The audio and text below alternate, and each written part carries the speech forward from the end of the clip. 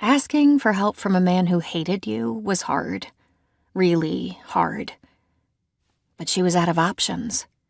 Jack Colby was her last resort.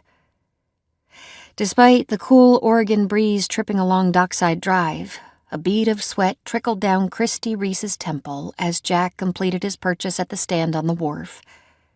Prying one white-knuckled hand off the steering wheel, she inhaled a lungful of the briny Hope Harbor air and swiped away the external evidence of her nervousness.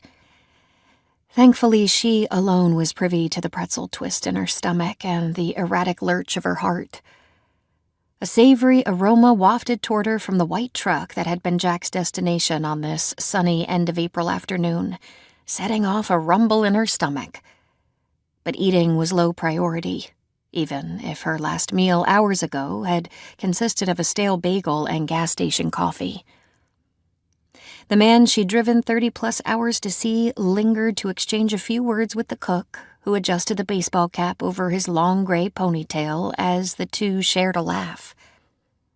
Still smiling, Jack lifted a hand in farewell, picked up the brown bag containing his order, and strolled her direction. Unless time had softened his heart, however, he wouldn't be smiling for long.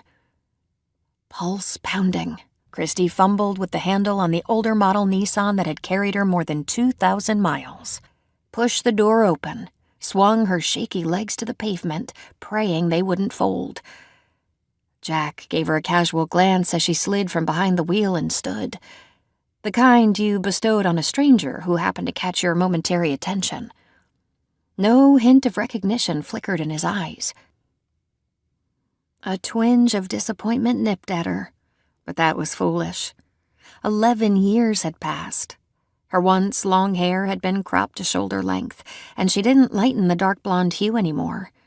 Oversized sunglasses hid most of her face, and life had taken a toll. The frothy 20-year-old college student he'd known and loved was long gone.